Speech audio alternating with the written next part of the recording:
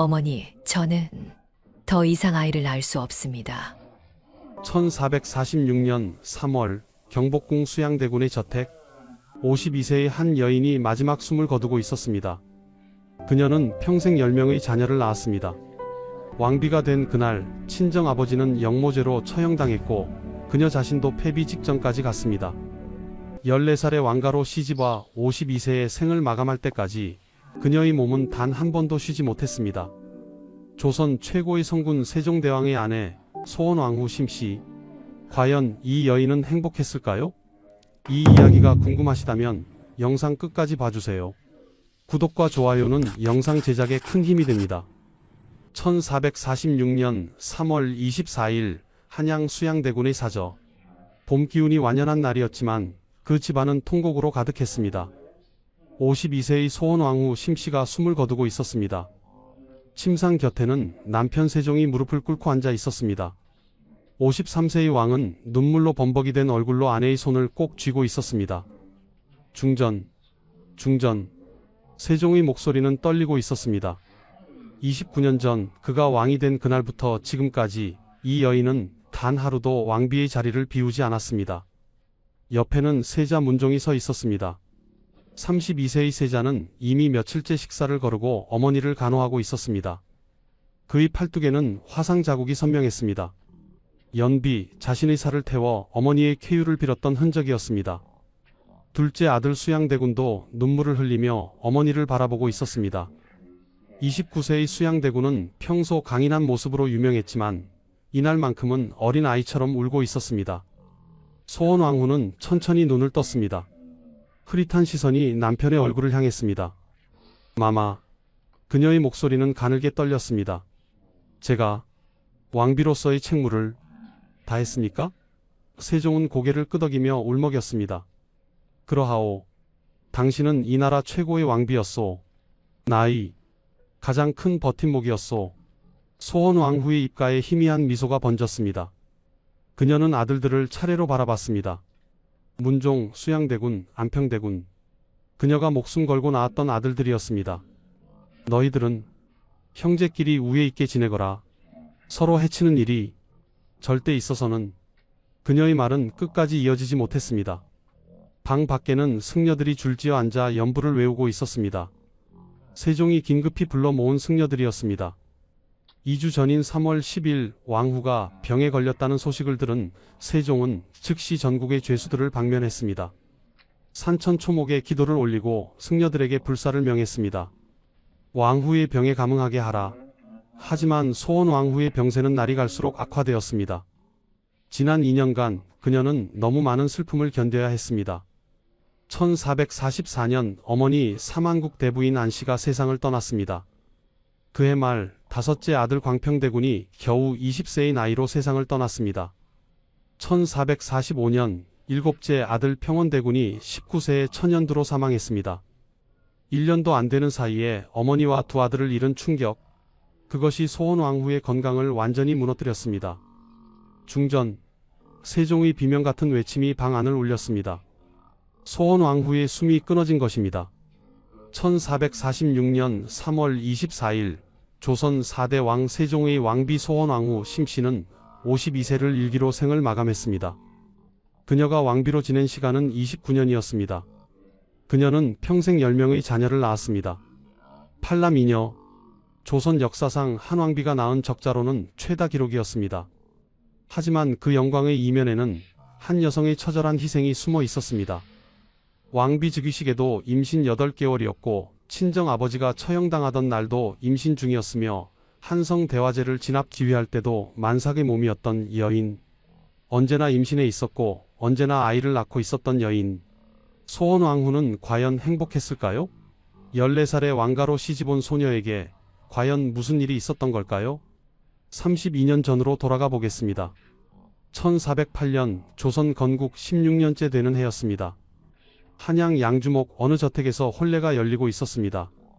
신부는 14세 소녀 심씨, 신랑은 12세 소년 충녕군이었습니다. 신부 심씨는 청송 심씨 가문의 장녀였습니다. 1395년 음력 9월 28일 태어난 그녀는 당대 최고의 명문가에서 자랐습니다. 할아버지 심덕부는 고려 말의 재상이자 조선의 개국 공신이었습니다. 아버지 심호는 심덕부의 넷째 아들로 조선 조정에서 승승장구하고 있었습니다. 어머니는 영돈령 부사 안천보의 딸 안씨였습니다. 청송 심씨 가문은 이미 왕실과 깊은 인연이 있었습니다. 심씨의 숙부 심종은 조선 태조 이성계의 딸 경선공주와 혼인했습니다. 그리고 이제 심씨가 태종의 셋째 아들 충녕군과 혼인함으로써 청송 심씨는 2대에 걸쳐 왕실과 겹사돈을 맺게 되었습니다.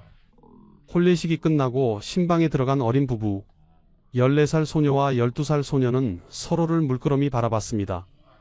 충녕군, 예, 옹주. 둘은 어색하게 인사를 나눴습니다. 신부 심씨는 경숙 옹주로 봉해졌습니다. 신랑 충녕군은 원래 이름이 이도였습니다.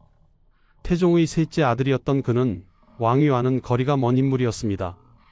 당시 세자는 첫째 양녕대군이었습니다. 아무도 충녕군이 왕이 되리라 예상하지 못했습니다. 경숙옹주 역시 자신이 왕비가 되리라고는 꿈에도 생각하지 못했습니다. 어린 부부는 금슬이 좋았습니다. 세종실록에는 이렇게 기록되어 있습니다. 왕후는 나면서부터 정숙하고 완만하여 오직 덕을 행하였다. 소원 왕후의 타고난 성품이 평온하고 인자했다는 뜻입니다. 1412년 17세가 된 심씨는 첫 아이를 낳았습니다. 딸이었습니다. 정소공주였습니다. 태종의 첫 손녀가 태어난 것입니다. 온 궁궐이 기뻐했습니다. 정소공주는 총명하고 슬기로워 모든 어른들의 사랑을 받았습니다. 1414년 심씨는 첫 아들을 낳았습니다. 훗날 문종이 되는 왕자였습니다. 충녕군 부부는 기뻐했습니다. 태종도 손자의 탄생을 축하했습니다.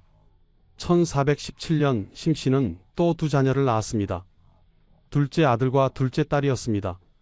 둘째 아들은 훗날 세조가 되는 수양대군이었고 둘째 딸은 정의공주였습니다.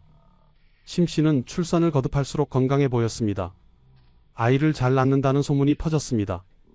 1417년 충녕군이 충녕대군으로 승격되었습니다. 심씨도 삼한국 대부인으로 봉해졌습니다. 신분이 한 단계 올라간 것입니다. 하지만 여전히 평범한 대군 가족의 삶이었습니다. 1418년 음력 9월 심씨는 셋째 아들을 낳았습니다. 훗날 안평대군이 되는 왕자였습니다. 그런데 그 한 달 전인 1418년 8월 예상치 못한 일이 벌어졌습니다. 시아버지 태종이 갑자기 왕위를 물려준 것입니다. 장남 양녕대군이 폐세자되고 셋째 아들 충녕대군이 왕세자로 책봉되었습니다.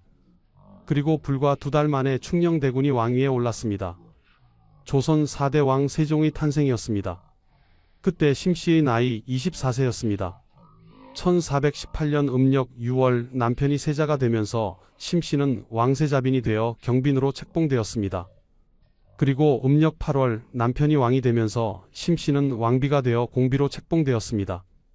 불과 몇 달 사이에 대군 부인에서 세자빈을 거쳐 왕비가 된 것입니다. 왕비 즉위식 날 심씨는 임신 8개월이었습니다. 만삭의 몸으로 무거운 왕비의 예복을 입고 의식을 치러야 했습니다. 그날 그녀의 뱃속에는 셋째 아들 안평대군이 있었습니다. 안평대군은 세종 즉위 한 달 후인 음력 9월에 태어났습니다. 24세에 갑자기 조선의 왕비가 된 심씨. 하지만 그녀를 기다리고 있던 것은 영광이 아니라 지옥이었습니다. 왕비가 된 그날부터 그녀의 친정은 무너지기 시작했습니다. 하지만 그때 심씨는 몰랐습니다. 자신의 아버지가 곧 죽임을 당하리라는 것을, 자신이 폐비 직전까지 가리라는 것을, 그리고 자신의 평생이 출산과 상실로 점철되리라는 것을 말입니다. 1418년 음력 8월 11일 세종이 즉위했습니다. 소원왕후의 아버지 심호는 즉시 영의정에 임명되었습니다. 정일품 영의정, 신하 중 최고위 관직이었습니다. 국왕의 장인이 된 심혼에게 주어진 예우였습니다. 당시 실권자는 상왕태종이었습니다. 태종은 직접 사위 세종을 왕위에 앉혔고 장인 심혼을 영의정에 앉혔습니다. 표면적으로는 영광이었습니다. 심혼이 명나라의 사신으로 가게 되었을 때 수많은 사람들이 전송을 나왔습니다. 세종실록은 이렇게 기록합니다. 심혼은 임금의 장인으로 나이 52 못되어 수상의 지위에 오르게 되니 영광과 세도가 혁혁하여 이날 전송 나온 사람으로 장안이 거의 비게 되었다. 하지만 이것은 함정이었습니다. 태종은 외척의 발호를 극도로 경계했습니다. 그는 자신의 처가인 여흥민 씨 가문도 숙청한 인물이었습니다. 이제 사위의 장인 심 씨 가문 차례였습니다. 1418년 음력 10월 시몬이 명나라에서 돌아오고 있었습니다. 사은사로 세종의 즉위를 명나라 황제에게 고하고 승인받는 임무를 마친 것입니다. 시몬은 국경을 넘어 평안북도 의주에 도착했습니다. 그때 급보가 날아왔습니다. 영모 사건에 연루되었다.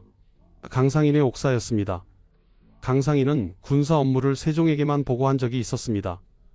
태종은 이것을 문제 삼았습니다. 상황을 모욕했으며 왕명 없이 함부로 군을 움직였다.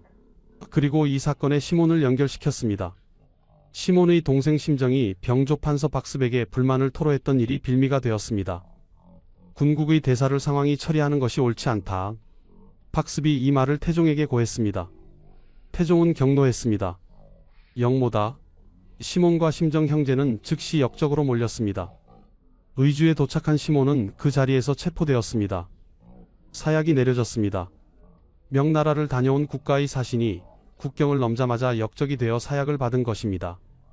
1418년 음력 10월 20일 시몬은 의주에서 사약을 받고 죽었습니다. 나이 44세였습니다. 세종이 즉위한 지 불과 2달 만의 일이었습니다. 소원왕후가 왕비가 된 지 2달 만의 일이었습니다. 그때 소원왕후는 임신 중이었습니다. 넷째 아들 이명대군을 임신하고 있었습니다. 만삭도 아니고 임신 초기나 중기였을 것입니다. 친정 아버지가 역적으로 몰려 죽임을 당하는 소식을 들은 24세 왕비. 그녀는 얼마나 충격을 받았을까요? 친정은 완전히 무너졌습니다. 아버지 시몬과 숙부 심정은 사형당했습니다. 어머니 안씨와 친족들은 모두 관비로 전락했습니다.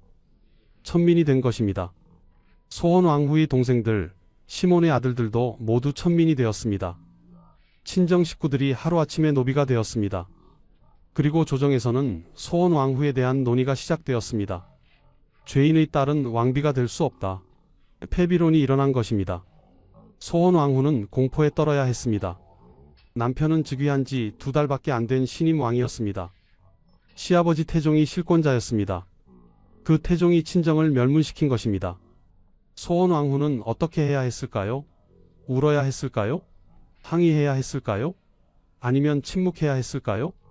다행히 태종이 직접 나섰습니다. 아버지가 죄를 지었어도 딸이 후비가 된 일이 옛날에도 있었다. 형률로도 연좌에 해당되지 않는다. 태종은 폐비론을 종식시켰습니다. 그리고 며느리 소원왕후에게 직접 말했습니다. 염려하지 마시오. 하지만 그 말이 소원왕후에게 위로가 되었을까요? 자신의 친정을 멸문시킨 시아버지가 건네는 위로를 그녀는 어떤 마음으로 받아들였을까요? 소원왕후가 폐비되지 않은 이유가 있었습니다. 첫째, 내조의 공이 컸습니다. 둘째, 이미 왕자를 2명 낳았습니다. 셋째, 당시 안평대군을 임신 중이었습니다. 임신한 왕비를 폐위할 수는 없었습니다. 소원왕후는 목숨을 건진 것입니다. 하지만 대가가 있었습니다. 친정은 영원히 복권되지 못했습니다. 세종 재위 32년 동안 장인 시몬은 신원되지 못했습니다. 세종은 아버지 태종의 결정을 뒤집을 수 없었습니다. 그것은 자신의 정통성을 부정하는 일이었습니다. 소원왕후의 친정은 아들 문종이 즉위한 후에야 겨우 복권되었습니다. 1450년 소원왕후가 죽은 지 4년 후의 일이었습니다. 왕비가 된 소원왕후에게 주어진 가장 중요한 임무는 출산이었습니다. 왕실의 대를 이어야 했습니다. 적자를 많이 낳아야 했습니다. 소원왕후는 그 임무를 완벽하게 수행했습니다. 1412년 정소공주 출산 이후 그녀는 쉬지 않고 아이를 낳았습니다. 1414년 문종, 1417년 수양대군과 정의공주, 1418년 안평대군, 1420년경 이명대군, 1425년경 광평대군, 1426년경 금성대군, 1427년경 평원대군, 1441년 영흥대군, 총 8남 2녀 10명의 자녀였습니다. 조선 왕실에서 한 왕비가 낳은 적자로는 최다 기록이었습니다. 조선 역사상 적자를 가장 많이 낳은 왕은 태조와 세종이었습니다. 둘 다 8명을 낳았습니다. 하지만 태조는 2명의 왕비에게서 낳았고 세종은 오직 소원왕후 1명에게서만 8명을 낳았습니다. 소원왕후의 출산 기록을 보면 놀라운 사실을 발견할 수 있습니다. 그녀는 인생의 중요한 순간마다 임신해 있었습니다. 1418년 왕비 즉위식 임신 8개월이었습니다. 안평대군을 뱃속에 품고 있었습니다. 1418년 친정아버지 시몬 처형 임신 중이었습니다. 이명대군을 임신하고 있었을 것입니다. 1426년 한성 대화제 진압 지위 만삭이었습니다. 금성대군 출산 약 1개월 전이었습니다. 그날은 1426년 음력 4월 9일이었습니다. 한성에 큰 불이 났습니다. 종묘와 창덕궁이 위험에 처했습니다. 세종은 급히 피신했습니다. 그때 소원왕후가 나섰습니다. 그녀는 문무백관에게 전교를 내렸습니다. 종묘와 창덕궁 구제에 힘쓸 것을 명한다. 만삭의 몸으로 화재 진압을 지휘한 것입니다. 당시 정승황후는 세종이 아니라 소원왕후에게 보고를 올렸습니다. 왕비의 위기 대처 능력을 인정한 것입니다. 소원왕후는 왜 이렇게 많이 임신해 있었을까요? 세종의 요구였을까요? 아니면 왕실의 압박이었을까요? 아니면 그녀 자신의 선택이었을까요? 아마도 모든 이유가 복합적으로 작용했을 것입니다. 첫째, 친정이 몰락한 상황에서 왕비 자리를 지키려면 출산이 필요했습니다. 둘째, 세종은 후궁이 많았고 자녀가 필요했습니다. 셋째, 조선 왕실의 관습상 적자가 많아야 했습니다. 세종은 소원왕후 외에 10명의 후궁을 두었습니다. 총 11명의 여성과의 사이에서 18남 4녀 22명의 자녀를 얻었습니다. 그중 소원왕후가 낳은 자녀가 10명이었습니다. 거의 절반에 가까운 숫자였습니다. 특히 세종이 처음으로 후궁 소생왕자를 얻은 것은 1425년이었습니다. 그 시점에 소원왕후 소생왕자는 이미 5명이었습니다. 문종, 수양대군, 안평대군, 이명대군, 광평대군이었습니다. 그리고 소원왕후는 금성대군을 임신 중이었습니다. 세종의 총애를 가장 많이 받은 후궁은 신빈 김씨였습니다. 신빈 김씨는 자녀를 8명이나 낳았습니다. 소원왕후 다음으로 많은 숫자였습니다. 하지만 소원왕후는 신빈 김씨와 별다른 잡음 없이 지냈습니다. 오히려 신빈 김씨에게 차남 수양대군과 막내 아들 영흥대군의 양육을 맡길 정도였습니다. 신빈 김씨는 수양대군이 태어난 직후 그의 유모가 되었고 나중에는 영흥대군의 유모가 되었습니다. 소원왕후는 후궁들을 잘 이끌었습니다. 내명부를 안정적으로 통솔했습니다. 세종 때의 내명부는 조선시대를 통틀어 가장 안정적이었다고 평가받습니다. 왕비와 후궁 간의 갈등이 거의 없었습니다. 소원왕후가 투기하지 않는 덕을 지녔기 때문이었습니다. 하지만 그것이 진심이었을까요? 아니면 친정이 없는 왕비가 살아남기 위한 방법이었을까요? 소원왕후의 건강은 어땠을까요? 17세부터 46세까지 약 30년간 10번의 출산, 평균 3년에 한 번꼴로 아이를 낳은 것입니다. 조선시대 의학 수준을 고려하면 엄청난 위험 부담이었습니다. 출산 시 산모 사망률이 높았던 시대였습니다. 실제로 소원왕후의 큰며느리 현덕왕후 권씨는 단종을 낳고 3일 만에 산후병으로 사망했습니다. 소원왕후는 그 모든 출산을 견뎌냈습니다. 하지만 대가가 있었습니다. 지속적인 임신과 출산은 그녀의 몸을 서서히 망가뜨리고 있었습니다. 그녀는 언제나 피곤했을 것입니다. 언제나 몸이 무거웠을 것입니다. 하지만 쉴 수 없었습니다. 왕비로서의 의무가 있었기 때문입니다. 1424년 음력 2월 25일 비극이 시작되었습니다. 소원왕후의 첫째 딸 정소공주가 세상을 떠난 것입니다.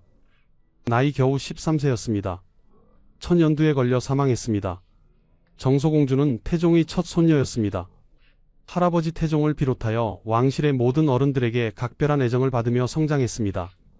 성품이 총명하고 슬기로워 모두가 기대를 걸었던 공주였습니다. 그런 딸이 13세에 죽었습니다. 소원왕후는 통곡했습니다. 그때 그녀의 나이 30세였습니다. 처음으로 자식을 잃는 아픔을 겪었습니다. 세종도 슬퍼했습니다. 하지만 왕은 슬픔을 오래 간직할 수 없었습니다. 국정이 있었기 때문입니다. 소원왕후는 혼자 슬픔을 삼켜야 했습니다. 그녀에게는 아직 8명의 자녀가 있었습니다. 어머니는 강해져야 했습니다. 1427년 또 다른 슬픔이 시작되었습니다. 장남 문종이 13세의 세자빈을 맞이했습니다. 상호군 김오문의 딸 김씨였습니다. 하지만 세자빈 김씨는 문제가 많았습니다. 그녀는 문종의 총애를 얻기 위해 온갖 미신적인 술법을 썼습니다. 방중술까지 배웠습니다. 소문이 퍼졌습니다. 소원왕후와 세종은 충격을 받았습니다. 결국 1429년 김씨는 폐출되었습니다. 결혼한 지 2년도 안 되어 쫓겨난 것입니다. 1433년 문종은 두 번째 세자빈을 맞이했습니다. 종부 소윤 봉효의 딸 봉씨였습니다. 하지만 봉씨는 김씨보다 더 심각했습니다. 봉씨는 시도 때도 없이 음주를 했습니다. 음식을 몰래 숨겨두고 먹는 식탐을 부렸습니다. 더 충격적인 것은 궁녀 소쌍과 동성애 관계를 맺었다는 사실이었습니다. 소원왕후가 직접 나섰습니다. 그녀는 봉씨를 몇 차례 타일렀습니다. 하지만 봉씨는 행실을 고치지 않았습니다. 1436년 봉씨도 결국 폐출되었습니다. 소원왕후는 얼마나 마음이 아팠을까요? 장남이 두 번이나 세자빈을 잃었습니다. 며느리를 직접 교육하고 타일렀지만 실패했습니다.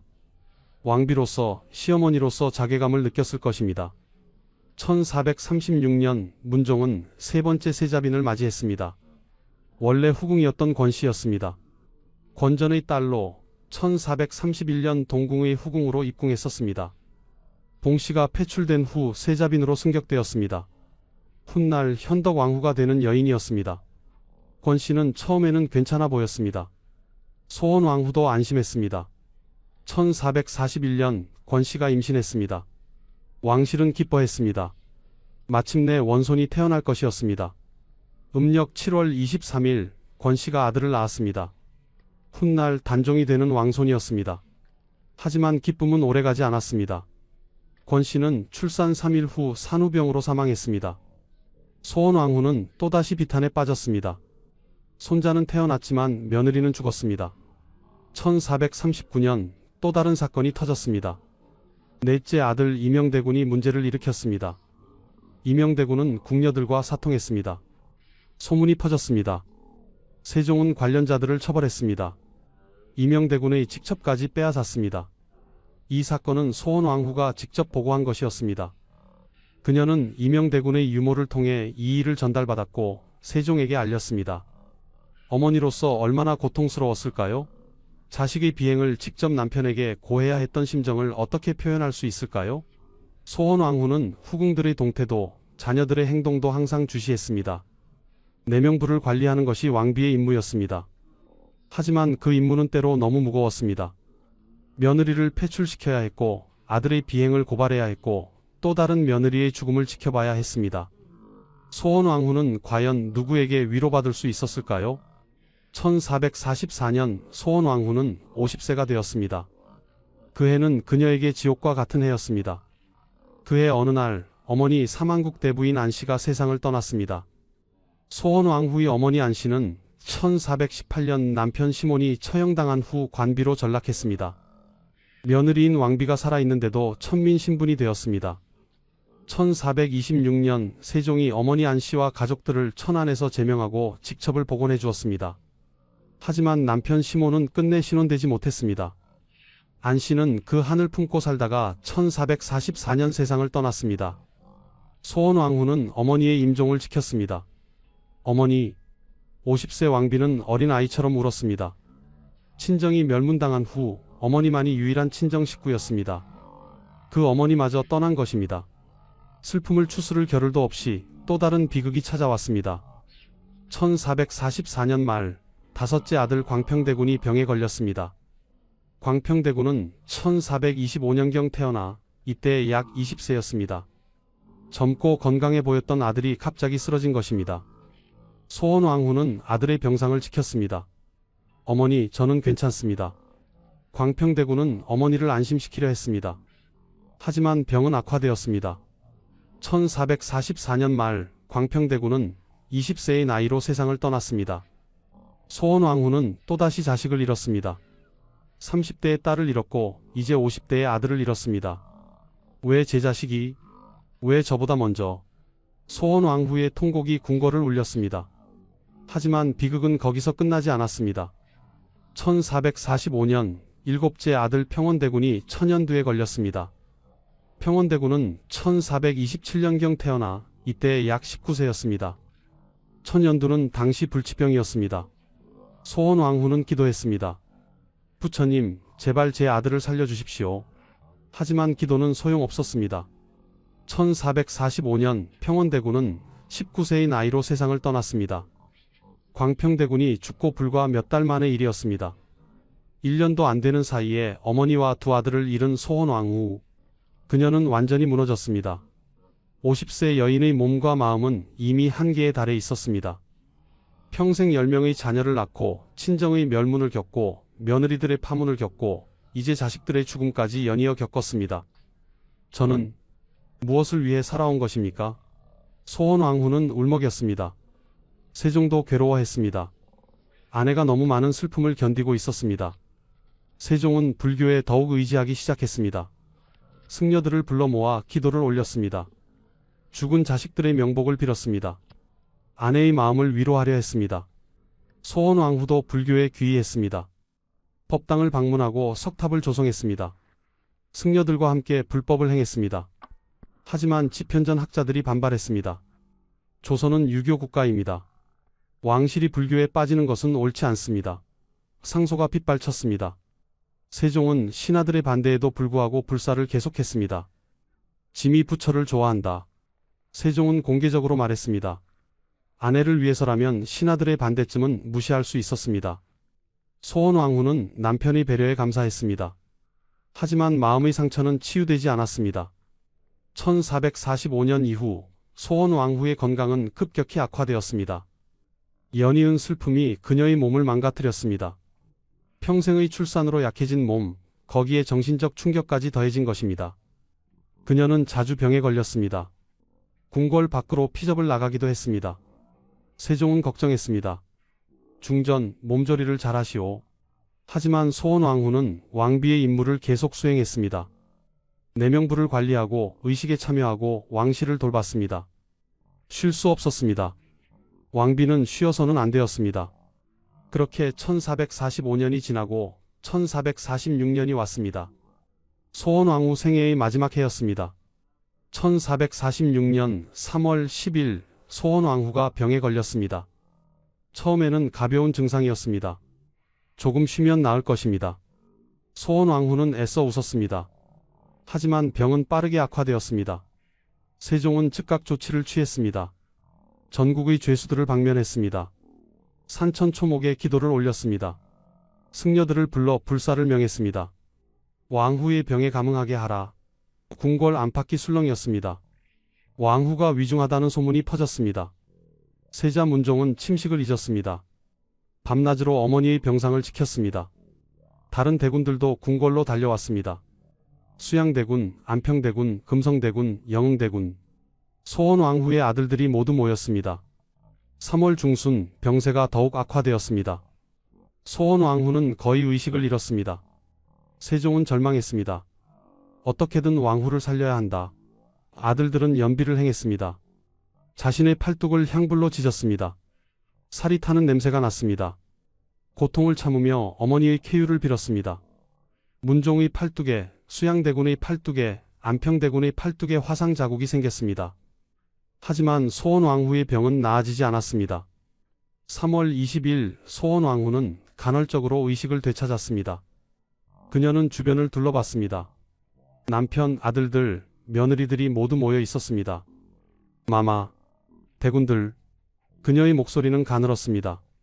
왜 이리 근심스러운 얼굴들을 하고 계십니까? 세종은 눈물을 흘렸습니다. 중전, 괜찮소. 곧 나을 것이오. 소원왕후는 고개를 저었습니다. 저는 알고 있습니다. 제 시간이 얼마 남지 않았다는 것을. 그녀는 아들들을 바라봤습니다. 너희들 서로 우애 있게 지내거라. 특히 수양대군과 안평대군을 번갈아 보며 말했습니다. 형제끼리 싸워서는 안 된다. 수양대군과 안평대군은 눈물을 닦으며 고개를 끄덕였습니다. 예, 어머니. 걱정 마십시오. 하지만 7년 후 1453년 계유정난에서 수양대군은 안평대군을 죽이게 됩니다. 어머니의 유언을 지키지 못한 것입니다. 소원왕후는 며느리들도 불렀습니다. 문종의 며느리들, 대군들의 부인들, 너희들 시아버지와 남편을 잘 모시거라. 특히 수양대군의 부인 정의왕후를 유심히 바라봤습니다. 정의왕후는 소원왕후의 총애를 받았던 며느리였습니다. 3월 22일 소원왕후는 수양대군의 저택으로 옮겨졌습니다. 궁궐에서 죽는 것을 피하기 위한 조치였습니다. 당시 왕실에서는 궁궐 밖에서 임종하는 것이 관례였습니다. 수양대군의 사전은 궁궐 가까이에 있었습니다. 소원왕후는 가마에 실려 그곳으로 갔습니다. 세종과 왕자들이 함께 갔습니다. 수양대군의 저택에 도착한 소원왕후는 침상에 누웠습니다. 그녀는 천장을 바라봤습니다. 제 삶은 어떠했을까요? 그녀는 조용히 중얼거렸습니다.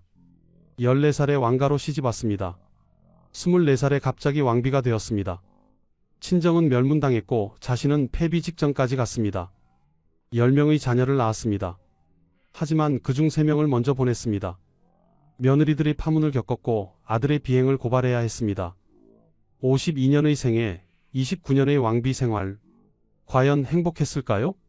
3월 24일 새벽 소원왕후의 숨이 얕아졌습니다. 세종은 그녀의 손을 꼭 잡았습니다. 중전, 가지 마시오. 하지만 소원왕후는 이미 대답할 수 없었습니다. 그녀의 눈에서 한 줄기 눈물이 흘렀습니다. 그것이 마지막이었습니다. 1446년 3월 24일 소원왕후 심씨는 수양대군의 저택에서 승하했습니다. 향년 52세였습니다. 왕비로 29년을 살았습니다. 중전, 중전.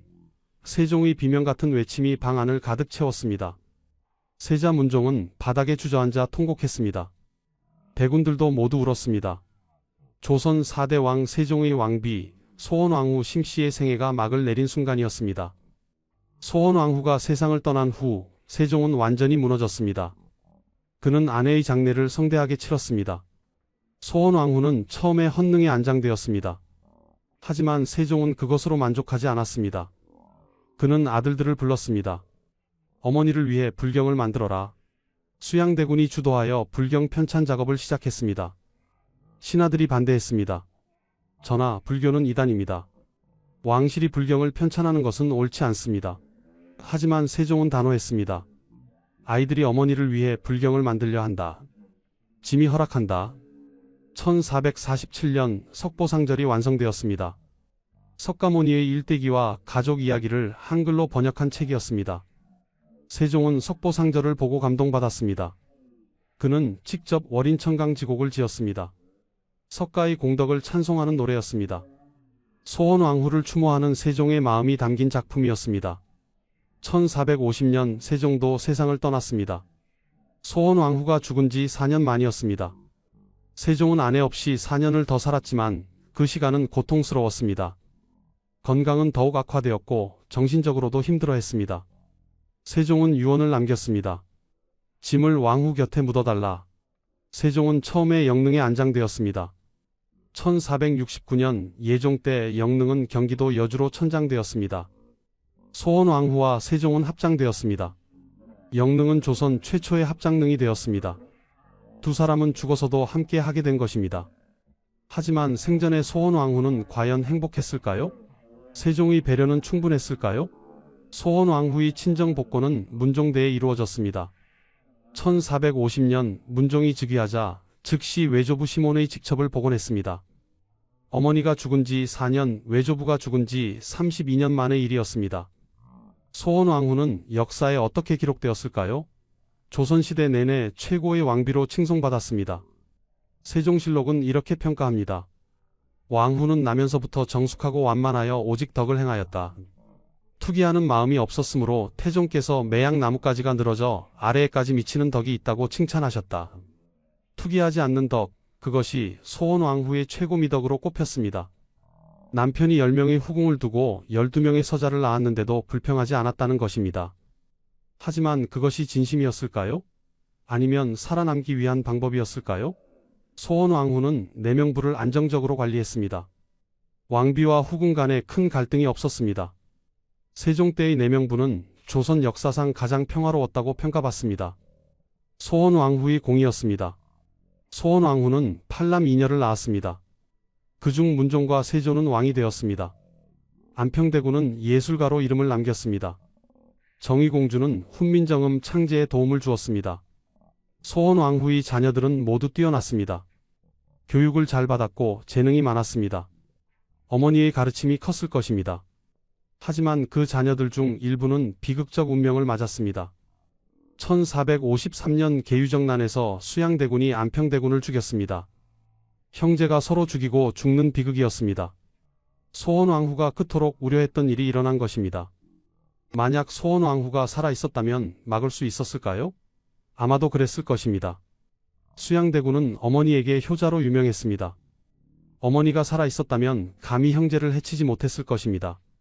소원왕후의 고향 청송은 그녀 덕분에 승격되었습니다. 1419년 청보군으로 승격되었고 1459년 세조 때 청송도호부로 승격되었습니다. 세조는 어머니를 추모하며 고향의 격을 높인 것입니다. 청송도호부는 1895년까지 437년간 유지되었습니다. 소원왕후의 영향력이었습니다. 여주 영릉에는 세종과 소원왕후가 함께 잠들어 있습니다. 두 사람의 릉은 합장되어 있지만 각자의 봉분이 있습니다. 난간석으로 둘러싸여 있고 병풍석은 없습니다. 조선 석실 제도의 모범이 되었던 능입니다. 영릉을 찾는 사람들은 세종을 기억합니다. 한글을 만든 성군, 조선 최고의 왕으로 기억합니다. 하지만 그 옆에 잠든 여인은 어떤 삶을 살았을까요? 세종의 아내이기 전에 소원왕후는 한 명의 여성이었습니다. 14살의 왕가로 시집온 소녀, 24살에 갑자기 왕비가 된 여인, 친정이 멸문당하고 자신은 폐비 직전까지 간 왕비, 10명의 자녀를 낳고 그중 3명을 먼저 보낸 어머니, 29년간 왕비로 살다가 52세에 생을 마감한 여인. 과연 그녀는 행복했을까요? 역사는 그녀를 최고의 왕비라고 칭송합니다. 하지만 한 여성으로서의 그녀는 어땠을까요? 우리는 알 수 없습니다. 그녀가 남긴 기록이 없기 때문입니다. 다만 추측할 뿐입니다. 아마도 그녀는 강했을 것입니다. 버텨야 했기 때문입니다. 아마도 그녀는 슬펐을 것입니다. 너무 많은 것을 잃었기 때문입니다. 아마도 그녀는 외로웠을 것입니다. 친정이 없었기 때문입니다. 하지만 그녀는 왕비의 임무를 끝까지 다했습니다. 그것만은 확실합니다. 지금까지 조선 4대 왕 세종의 왕비 소원왕후 심씨의 이야기였습니다. 구독과 좋아요 부탁드립니다. 감사합니다. 똥물이 다리 밑에 덕지덕지 붙어서 큰 비가 와도 씻기지 않습니다. 조선 최고의 실학자 박제가가 목격한 한양의 모습입니다. 1789년 18만 명이 살던 한양 거리는 배설물로 뒤덮여 있었습니다. 그런데 놀랍게도 경복궁에서는 150년 전 정화시설이 발견되었습니다. 유럽보다 100년 앞선 기술이었습니다. 도대체 무슨 일이 있었던 걸까요? 궁궐은 깨끗했는데 왜 한양 거리는 악취로 뒤덮였을까요? 그리고 매일 왕의 배설물을 나르던 궁녀들은 누구였을까요? 이야기가 궁금하시다면 영상 끝까지 시청 부탁드립니다. 구독과 좋아요는 저희에게 큰 힘이 됩니다. 1760년 여름 한양 영조 36년의 무더운 8월이었습니다. 청계천 주변을 시찰하던 영조는 참을 수 없었습니다. 코를 찌르는 악취가 궁궐까지 밀려왔기 때문입니다. 즉시 준천 공사를 시작하라. 72세의 노왕이 내린 긴급 명령이었습니다. 그러나 문제는 하천만이 아니었습니다. 한양 거리 전체가 이미 배설물로 뒤덮여 있었습니다. 냇가 다리 옆 석축에는 사람의 똥이 더럭더럭 붙어서 장마가 와도 씻기지 않았습니다. 거리를 걷는 백성들은 코를 막고 걸어야 했고 여름이면 악취가 하늘을 뒤덮었습니다. 무엇이 조선의 수도를 이 지경으로 만들었을까요? 30년 후인 1789년 실학자 박제가는 한양의 참상을 이렇게 기록했습니다. 성에서 나오는 분뇨를 다 수거하지 못해 더러운 냄새가 길에 가득하다. 냇가 다리 옆 석축에는 사람의 똥이 더럭더럭 붙어서 큰 장마가 아니면 씻기지 않는다. 그는 중국 베이징과 비교하며 한탄했습니다. 청나라 연경에는 거리마다 변소가 있어 분뇨를 모아 거름으로 팔지만 우리 한양은 거리에 그대로 버려진다. 이것이 조선 후기 한양의 민낯이었습니다. 그렇다면 한양에는 도대체 얼마나 많은 사람이 살았을까요? 1669년 현종 10년 한성부가 집계한 공식 기록에 따르면 한양 인구는 19만 4,030명이었습니다. 1789년 정조 13년에는 18만 8천 명으로 기록되었습니다. 18세기 한 세기 동안 한양에는 꾸준히 18만에서 20만 명에 가까운 사람들이 살았습니다. 하루에 한 사람이 한 번씩만 볼일을 본다고 해도 20만 번의 배설이 발생하는 셈입니다. 이 엄청난 양의 배설물은 과연 어디로 갔을까요? 더 심각한 문제는 따로 있었습니다. 한양 도성 안에서는 농경이 금지되어 있었습니다. 왕도의 품위를 지키기 위한 조치였습니다. 그러나 이는 치명적인 모순을 낳았습니다. 조선시대 농촌에서 인부는 가장 귀한 거름이었습니다. 경국대전에는 재를 버리는 자는 곤장 30대, 똥을 버리는 자는 곤장 50대라는 법까지 있었습니다. 그만큼 인분이 소중했다는 뜻입니다. 그러나 한양에서는 농사를 짓지 못하니 거름이 필요 없었습니다. 도성 밖 농민들이 수레로 날아가야 했는데 비포장기를 따라 운반하다 보면 길거리에 흘렀습니다. 길거리에 오물을 흘리는 자는 곤장 40대라는 법도 있었지만 지켜지지 않았습니다. 야간에는 운반조차 금지되었으니 도성 내 분뇨는 제대로 처리될 수 없었습니다. 그런데 이상한 점이 있었습니다. 경복궁, 창덕궁, 창경궁 같은 궁궐은 어땠을까요? 왕과 왕비, 왕대비가 사는 궁궐에도 사람이 살았습니다. 궁녀만 평시 200명에서 600명, 내관이 160명에서 335명, 여기에 군사와 관리들까지 합치면 궁궐에도 1000명이 넘는 사람이 있었습니다. 이들의 배설물은 과연 어떻게 처리되었을까요? 왕은 어디서 볼일을 보았을까요? 수백 명의 궁녀들이 사용하는 화장실은 어디에 있었을까요? 그리고 누가 그 더러운 일을 감당했을까요? 더 놀라운 사실은 2021년에 밝혀졌습니다. 문화재청 국립강화문화재연구소가 경복궁 동궁 권역을 발굴하다가 150년 전 화장실 유구를 발견한 것입니다. 가로 10.4m, 너비 1.4m, 깊이 1.8m의 거대한 구덩이였습니다. 그런데 이 화장실에는 놀라운 비밀이 숨어 있었습니다. 입숙으로 물이 들어와 분뇨를 발효시키고 출숙으로 정화된 물을 내보내는 시스템이었습니다. 현대 정화조와 거의 똑같은 구조였습니다. 한국생활학취연구소 이장훈 소장은 이렇게 평가했습니다. 150년 전 이런 분뇨 정화시설은 우리나라에만 있었다. 유럽과 일본은 19세기 말에야 정착되었다. 조선 궁궐은 세계 최고 수준의 위생기술을 가지고 있었던 것입니다. 그렇다면 의문이 생깁니다. 궁궐에는 이토록 앞선 기술이 있었는데 왜 한양 거리는 배설물로 뒤덮였을까요?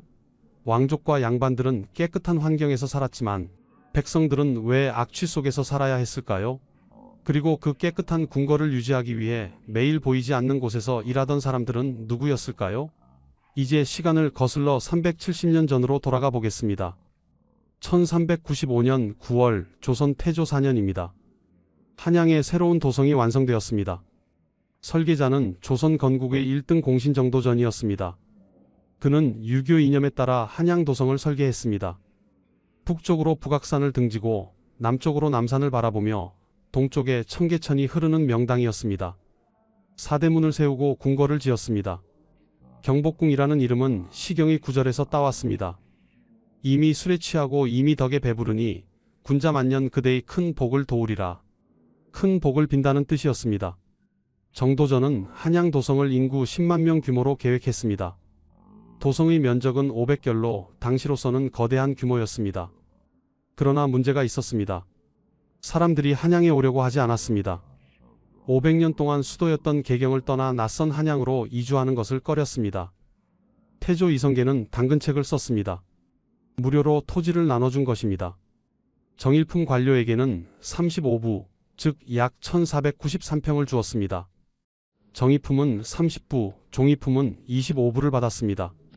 심지어 평민에게도 2부, 약 26평의 땅을 무상으로 지급했습니다. 오늘날로 치면 강남 한복판 땅을 공짜로 나눠준 셈입니다. 1426년 세종 8년 한양의 인구는 약 11만 명이었습니다. 계획했던 10만 명을 약간 넘는 수준이었습니다. 거리는 여유로웠고 집터도 충분했습니다. 경복궁은 웅장했습니다. 궁궐지 기록에 따르면 경복궁에는 160여 개의 정각과 7,300여 칸의 건물이 있었습니다. 광화문을 지나 근정전에 이르는 중심축은 기하학적으로 완벽했습니다. 좌우 대칭의 건물 배치는 왕권의 위엄을 보여주었습니다. 그러나 궁궐 안을 자세히 들여다보면 또 다른 세계가 있었습니다. 왕과 왕비가 사는 내전, 왕세자가 사는 동궁, 후궁들의 처소, 그리고 이들을 시중드는 궁녀들의 공간이 따로 있었습니다. 궁녀들이 일하는 곳은 7부서로 나뉘어 있었습니다. 지밀, 침방, 수방, 내소주방, 외소주방, 생과방, 세답방이었습니다. 지밀 궁녀는 왕의 측근에서 시중을 들었습니다. 침방과 수방 궁녀는 바느질을 담당했습니다. 소주방 궁녀는 음식을 만들었습니다. 생과방은 과자와 음료를, 세답방은 빨래와 다림질을 맡았습니다. 그리고 가장 낮은 곳에 보기처가 있었습니다. 등촉방이라고도 불렸습니다. 이들은 아궁이에 불을 떼고 침실을 따뜻하게 하며 궁궐 안등불을 밝혔습니다. 그리고 한 가지 더 아무도 하고 싶지 않은 일을 맡았습니다. 바로 매화틀을 나르는 일이었습니다. 매화틀은 무엇이었을까요? 왕과 왕족이 사용하는 이동식 변기였습니다. 조선시대 왕실에는 화장실이 없었습니다. 정확히 말하면 내전, 즉 왕과 왕비가 사는 공간에는 화장실이 없었습니다. 왕이 볼일을 보고 싶을 때마다 궁녀들이 매화틀을 들고 와야 했습니다. 나무로 만든 상자 형태로 안에는 도자기 그릇이 들어 있었습니다. 왕이 볼일을 마치면 보기처 궁녀들이 그것을 조심스럽게 치워야 했습니다. 냄새를 맡아서는 안 되었고 얼굴을 찌푸려서도 안 되었습니다. 왕의 배설물이라 해도 그것은 더러운 것이었습니다. 하지만 궁녀들은 매일 그 일을 해야 했습니다. 그렇다면 궁녀들은 어디서 볼일을 보았을까요? 경국대전에는 내명부 규정이 있었습니다. 정일품 빈부터 종사품 수건까지는 왕의 후궁이었습니다. 정오품 상궁부터 종구품까지는 궁녀였습니다. 태종 때 기록을 보면 1414년 궁녀는 수십 명이었습니다. 세종 때는 100명 가까이 늘었습니다. 인조 때는 230명 정도였습니다. 인조실록에는 이런 기록이 있습니다. 환관과 궁첩의 수가 점점 많아져 내관이 160명, 나인이 230명, 별감이 150명이다. 영조 때는 600명까지 늘어났습니다. 18세기 실학자 성호 이익은 지금 환관이 335명이고 궁녀가 684명이라고 기록했습니다. 조선 말 고종 때는 다시 200명 정도로 줄었습니다. 이들 수백 명의 궁녀들은 어디서 볼일을 보았을까요? 궁궐 외곽, 사람들 눈에 띄지 않는 곳에 공동 화장실이 있었습니다. 2021년 발굴된 경복궁 화장실이 바로 그것입니다. 동궁 권역, 즉 왕세자가 사는 곳 남쪽에 위치했습니다. 사칸에서 5칸 규모로 한 번에 최대 10명이 사용할 수 있었습니다. 하루에 150명 정도가 사용 가능한 대규모 화장실이었습니다. 궁궐지와 경복궁 배치도를 분석한 결과 이 화장실은 1868년 고종 5년에 지어졌습니다. 경복궁이 중건될 때 함께 만들어진 것입니다. 그리고 약 20년간 사용되었습니다. 이 화장실에는 놀라운 기술이 숨어 있었습니다. 깊이 1.8m의 거대한 구덩이 안에 입수구와 출수구 두 개가 있었습니다. 입수구는 출수구보다 80cm 낮게 설계되었습니다. 물이 자연스럽게 흐르도록 한 것입니다. 유입된 물은 배변과 섞이면서 발효를 촉진시켰습니다. 부피가 큰 찌꺼기는 바닥에 가라앉았습니다. 위쪽의 정화된 물만 출수구로 빠져나갔습니다. 국립강화문화재연구소 오동선 연구사는 이렇게 설명했습니다. 이 정화시설은 현대 정화조 구조와 유사합니다. 분뇨 침정물에 물을 유입하고 분뇨를 발효 및 침전시킨 후 오수와 정화수를 배출하는 방식입니다. 실제로 구덩이 밖에서는 기생충 알이 나오지 않았습니다. 위생적 구조였다는 증거입니다. 더 놀라운 것은 이 기술의 시기입니다. 1868년은 조선시대입니다. 그때 이미 조선은 현대식 정화시설을 갖추고 있었습니다. 유럽은 어땠을까요? 영국 런던은 19세기 중반까지 템스강의 분뇨를 그대로 버렸습니다. 1858년 대학 취해 해에는 의회가 폐회할 정도였습니다. 일본은 19세기 말에야 하수 처리 시설을 갖추기 시작했습니다. 조선 궁궐의 정화 기술은 세계 최고 수준이었습니다. 하지만 이때는 아무도 몰랐습니다. 100년 후 이 도성이 어떻게 변할지, 거리가 배설물로 뒤덮일지, 왕조가 무너질지 아무도 예상하지 못했습니다. 1395년 한양은 희망으로 가득했습니다. 500년 왕조의 시작이었고 10만 명이 살기에 충분한 도시였습니다. 그러나 역사는 계획대로 흘러가지 않았습니다. 시간이 흘렀습니다. 1592년 임진왜란이 한양을 휩쓸었습니다. 경복궁, 창덕궁, 창경궁이 모두 불탔습니다. 누가 불을 질렀는지는 논란이 있습니다. 조선 왕조실록은 난민들이 궁궐을 불태웠다고 기록했습니다. 노비 문서를 없애기 위해서였다고 합니다. 하지만 다른 기록들은 왜군이 들어오기 전 이미 불이 났다고 전합니다. 어쨌든 결과는 같았습니다. 한양의 궁궐이 잿더미가 되었습니다. 273년 동안 경복궁은 빈터로 남았습니다. 정선의 경복궁도를 보면 1754년 당시 경복궁터에는 숲과 풀만 무성했습니다. 경회루의 석주와 광화문의 석축만 남아 있었습니다. 그러나 한양의 인구는 줄지 않았습니다. 오히려 늘었습니다. 1657년 효종 8년 한양 인구는 8572명이었습니다. 전쟁의 상처가 아직 남아 있었습니다.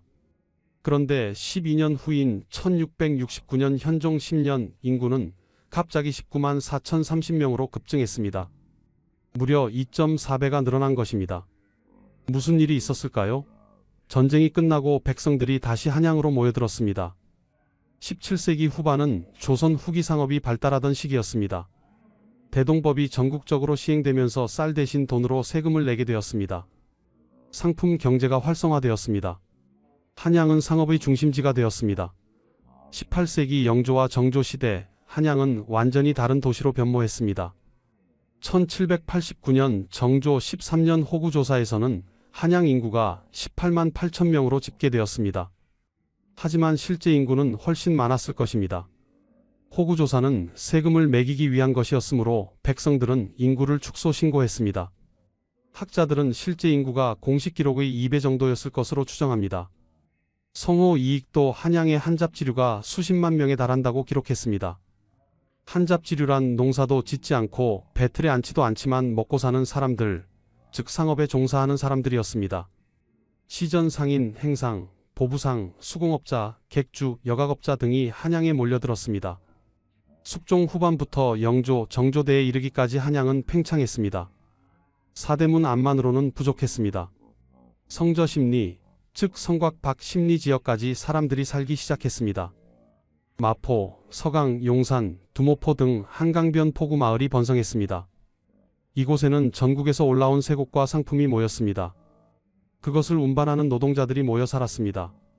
또한 한양에 필요한 채소를 재배하는 근교 농업도 발달했습니다. 배추, 무, 미나리를 기르는 밭이 성 밖에 펼쳐졌습니다. 1751년 영조 27년 한양의 행정구역이 개편되었습니다. 원래 5부 52방이었던 것이 5부 43방으로 바뀌었습니다.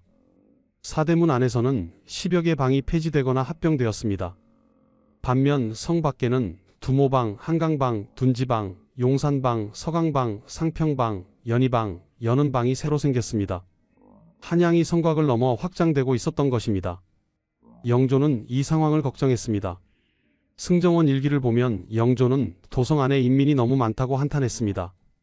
실제로 한양은 과밀 도시가 되어가고 있었습니다. 정도전이 설계할 때는 10만 명 규모였습니다. 그런데 18세기에는 20만 명 가까이 살고 있었습니다. 2배의 인구가 같은 공간에 몰려 산 것입니다. 땅값이 치솟았습니다. 이미 중종 때부터 성안은 한치의 땅이 금과 같다는 말이 나왔습니다. 경국대전을 편찬할 때 관료들에게 나눠주는 땅의 크기를 대폭 줄였습니다.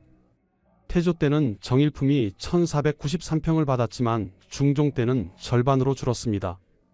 그래도 땅이 부족했습니다. 사람들은 더 좁은 집에서 살아야 했습니다. 인구가 늘자 또 다른 문제가 생겼습니다. 먹을 것이 부족했습니다. 1788년 발간된 탁지지 서문을 보면 당시 1000만 인구가 필요로 하는 식량은 5700만 석인데 실제 소비량은 6000만 석이라고 적혀 있습니다. 식량이 부족해 굶주릴 수밖에 없다는 한탄이었습니다. 한양도 마찬가지였습니다. 도성 안에서는 농사를 지을 수 없었습니다. 모든 식량을 외부에서 들여와야 했습니다.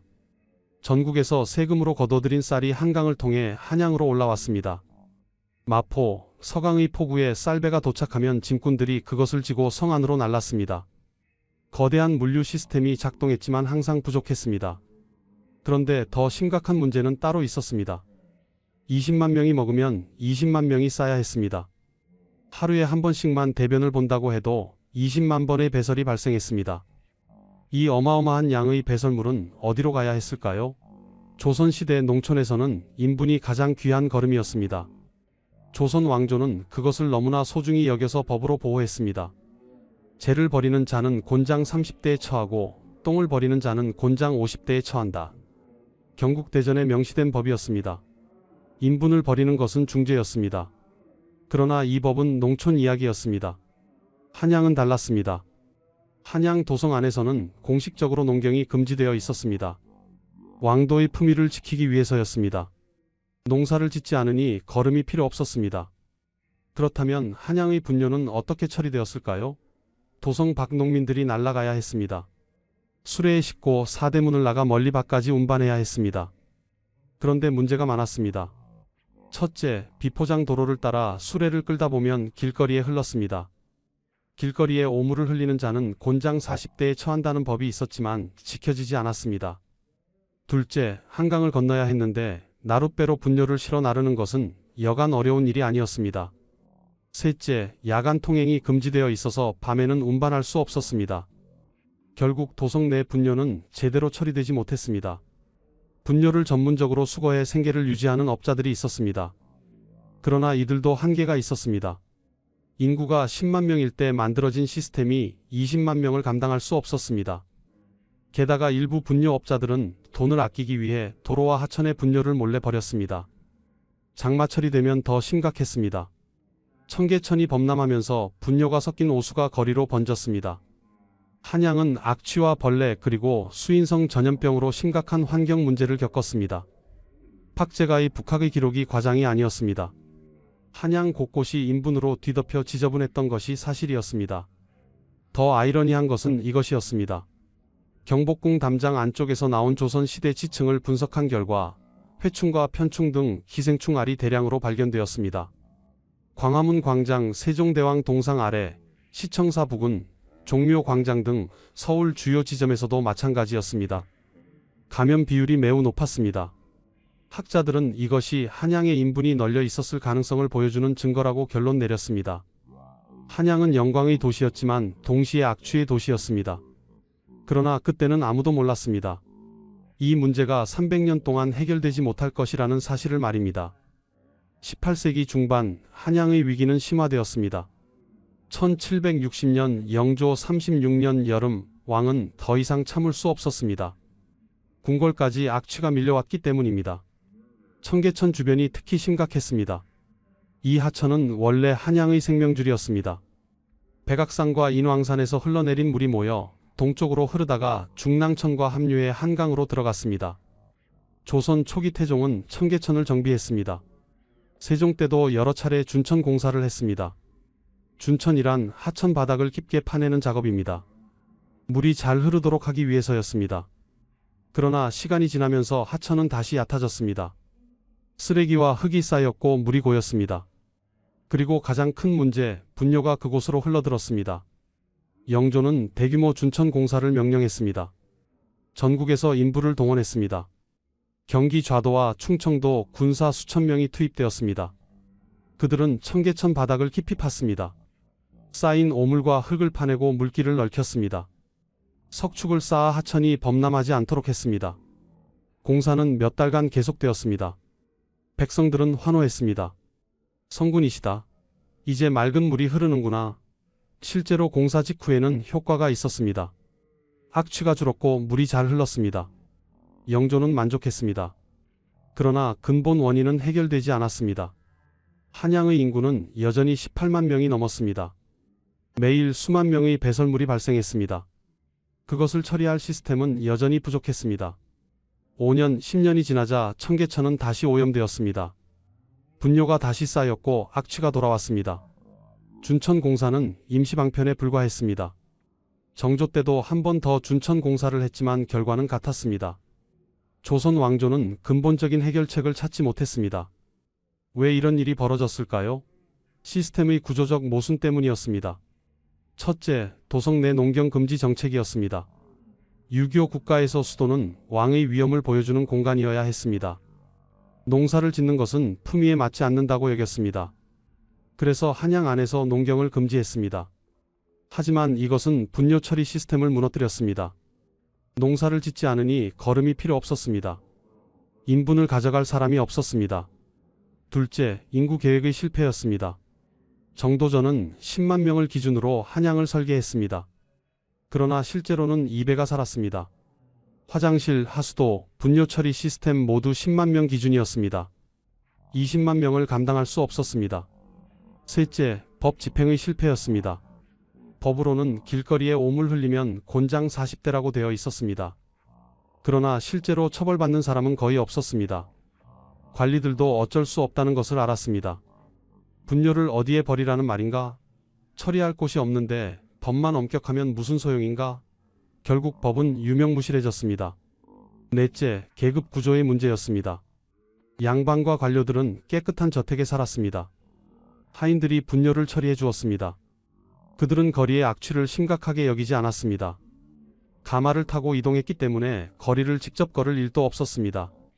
고통받는 것은 평민들이었습니다. 그러나 평민들의 목소리는 정책에 반영되지 않았습니다. 그렇다면 궁궐은 어땠을까요?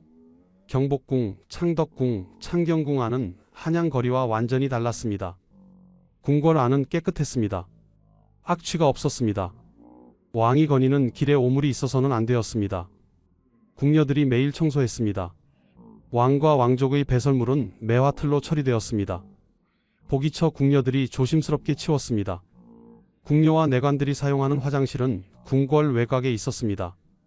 사람들 눈에 띄지 않는 곳, 동궁 권역 남쪽이나 서쪽 구석진 곳에 배치되었습니다. 그곳에는 앞서 설명한 정화시설이 있었습니다. 발효와 침전을 통해 악취를 최소화하고 오염을 막았습니다. 경복궁 화장실 유구 발굴 보고서를 보면 놀라운 사실이 나옵니다. 이 화장실은 1868년 고종 5년에 만들어졌습니다. 흥선대원군이 경복궁을 중건할 때였습니다. 273년 동안 빈터였던 경복궁을 다시 지었습니다. 약 500여 동의 건물이 들어섰습니다. 궁궐지 기록에 따르면 최대 75.5칸의 화장실이 있었습니다. 대부분 경회루 남쪽 권례각사와 동궁 권역에 몰려 있었습니다. 이곳은 궁녀와 관리, 군사들이 많이 모이는 곳이었습니다. 화장실 규모는 4칸에서 5칸, 한 번에 최대 10명이 사용할 수 있었습니다. 하루 150명 정도가 이용 가능했습니다. 그렇다면 궁궐 전체 인구는 얼마나 되었을까요? 정확한 기록은 없지만 추정할 수 있습니다. 궁녀가 평시 200명에서 600명, 내관이 160명에서 335명이었습니다. 여기에 군사, 관리, 무술이, 비자 등을 합치면 1000명에서 1500명 정도였을 것입니다. 만약 궁궐의 화장실이 총 75.5칸이었고 각 화장실이 하루 150명씩 사용할 수 있었다면 충분히 감당 가능한 규모였습니다. 게다가 왕과 왕족은 매화틀을 사용했으므로 화장실 인원에 포함되지 않았습니다. 궁궐의 위생 시스템은 잘 작동하고 있었습니다. 여기서 거대한 아이러니가 드러납니다. 담장 하나를 사이에 두고 완전히 다른 세계가 펼쳐졌습니다. 경복궁 담장 안쪽은 깨끗했습니다. 왕과 왕족은 악취를 맡지 않았습니다. 앞선 정화기술로 분뇨를 처리했습니다. 그러나 담장 밖, 광화문을 나서면 완전히 달랐습니다. 거리에는 배설물이 널려 있었습니다. 냇가에는 똥물이 흘렀습니다. 여름이면 악취가 하늘을 덮었습니다. 18만 명의 백성은 그 속에서 살았습니다. 왜 궁궐의 기술을 한양 전체에 적용하지 않았을까요? 왜 백성들을 위한 공공 화장실을 짓지 않았을까요? 왜 분뇨 처리 시스템을 개선하지 않았을까요? 답은 간단했습니다. 조선 왕조의 우선순위가 달랐기 때문입니다. 왕실의 위생은 중요했습니다. 백성의 위생은 중요하지 않았습니다. 6.25 국가에서 민보는 명분이었지 실제가 아니었습니다. 왕과 양반의 세계, 평민의 세계는 철저히 분리되어 있었습니다. 이것이 조선 후기 한양의 민낯이었습니다. 그리고 이 문제는 300년 동안 해결되지 않았습니다. 아니, 해결하려는 시도조차 거의 없었습니다. 단 한 번, 한 사람이 이 문제의 정면으로 도전했습니다. 그의 이름은 김옥균이었습니다. 궁궐 담장 안, 보이지 않는 곳에서 누군가는 일하고 있었습니다. 매일 아침 해가 뜨기 전부터 밤늦게까지 일하는 사람들이 있었습니다. 그들은 궁녀였습니다. 조선 왕조 500년 동안 궁녀들은 왕실을 떠받쳤습니다. 의식주 모든 것을 담당했습니다. 옷을 찢고 음식을 만들고 청소하고 빨래했습니다. 그리고 아무도 하고 싶지 않은 일, 가장 더럽고 천한 일도 그들의 몫이었습니다. 바로 배설물을 치우는 일이었습니다. 궁녀는 신분과 역할에 따라 계급이 나뉘어 있었습니다. 가장 높은 곳에 상궁이 있었습니다. 정호품 상궁은 궁녀 사회의 정점이었습니다. 그 위에 제조상궁, 부제조상궁, 감찰상궁 같은 특별한 직책이 있었습니다. 제조상궁은 큰방상궁이라고도 불렸습니다. 각 처소의 궁녀를 통솔하는 우두머리였습니다. 부제조상궁은 재산을 관리했습니다. 감찰상궁은 궁녀들의 언행을 감시했습니다. 지밀상궁은 왕의 측근에서 시중 들었습니다. 왕을 시위하며 잠시도 떠나지 않았습니다. 보모상궁은 왕자와 공주를 양육했습니다. 시녀상궁은 문서를 관리하고 연회 때 왕을 안내했습니다. 상궁 아래에 나인이 있었습니다. 정육품부터 종구품까지 다양한 계급의 나인이 있었습니다. 나인이 되려면 입궁한 지 15년이 지나야 했습니다. 그때 관례를 치르고 정식 나인이 되었습니다. 나인으로 또 15년에서 20년을 일해야 상궁이 될 수 있었습니다. 지밀 나인은 25년 만에 상궁이 되었습니다. 친방이나 수방, 소주방 나인은 35년을 일해야 상궁이 되었습니다. 한 사람이 10살에 입궁하면 25년 후 35살의 나인이 되고 다시 20년 후 55세의 상궁이 되는 것입니다. 긴 세월이었습니다. 평생을 궁궐에서 보내야 했습니다. 나인 아래에 견스 나인이 있었습니다. 아기 나인 또는 생각시라고 불렸습니다. 4세부터 17세 사이의 어린 소녀들이었습니다. 이들은 선배 궁녀들을 따라다니며 일을 배웠습니다. 심부름을 하고 허드렛 일을 했습니다. 지밀 소속 생각시는 특별 대우를 받았습니다. 왕의 눈에 띌 가능성이 있었기 때문입니다. 만약 왕의 승언을 입으면 하루아침에 승은 상궁이 되었습니다. 그리고 왕의 아이를 낳으면 종사품 수건 후궁이 되었습니다. 이것이 궁녀가 신분 상승할 수 있는 유일한 길이었습니다. 하지만 극소수에게만 해당되는 이야기였습니다. 궁녀 조직은 7부서로 나뉘어 있었습니다. 지밀, 친방, 수방, 내소주방, 외소주방, 생과방, 세답방이었습니다. 지밀은 왕을 직접 시중드는 곳으로 가장 격이 높았습니다. 지밀 궁녀는 20명에서 27명 정도였습니다. 친방과 수방은 바느질을 담당했습니다. 친방은 옷을 꿰매고 수방은 술을 놓았습니다. 각 15명에서 20명이었습니다. 내소주방은 평상시 음식을, 외소주방은 잔치 음식을 만들었습니다. 생과방은 과자와 음료를 담당했습니다. 세답방은 빨래와 다림질을 맡았습니다. 이 부서들에 각각 15명에서 20명의 궁녀가 소속되어 있었습니다. 그런데 이 7부서 외에 4개의 부설부서가 더 있었습니다. 세수관, 퇴선관, 보기처, 등촉방이었습니다. 보기처는 등촉방이라고도 불렸습니다. 여기가 바로 가장 낮은 곳이었습니다. 보기처 궁녀들은 아궁이에 불을 떼고 방을 따뜻하게 했습니다. 궁궐 안등불을 밝혔습니다. 그리고 한 가지 더 아무도 하고 싶지 않은 일을 맡았습니다. 매화틀을 나르는 일이었습니다. 왕과 왕족의 배설물을 치우는 것, 이것이 보기처 궁녀들의 가장 중요한 임무였습니다. 매화틀은 어떻게 생겼을까요? 나무로 만든 상자 형태였습니다. 안에는 도자기 그릇이 들어 있었습니다. 뚜껑이 있어서 냄새가 새지 않도록 했습니다. 손잡이가 달려 있어 들고 다닐 수 있었습니다. 왕이 볼일을 보고 싶을 때 보기처 궁녀 2명이 매화틀을 들고 왔습니다. 왕이 사용하는 동안 밖에서 기다렸습니다. 왕이 끝나면 조심스럽게 뚜껑을 닫았습니다. 그리고 궁궐 구석진 곳으로 가서 내용물을 버렸습니다. 매화틀을 깨끗이 씻고 말렸습니다. 다시 제자리에 두었습니다. 이 일을 하루에도 여러 번 반복해야 했습니다. 왕뿐만이 아니었습니다. 왕비, 왕대비, 왕세자, 왕세자빈, 후궁들도 모두 매화틀을 사용했습니다. 각 처소마다 담당 궁녀가 배치되어 있었습니다. 대전에는 대전 보기처 궁녀가, 중궁전에는 중궁전 보기처 궁녀가 있었습니다.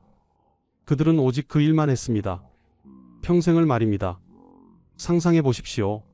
매일 아침부터 밤까지 다른 사람의 배설물을 치우는 일을 평생 한다는 것을. 냄새를 맡아서는 안 됩니다. 얼굴을 찌푸려서도 안 됩니다. 혹시라도 왕이 불쾌해하면 벌을 받습니다.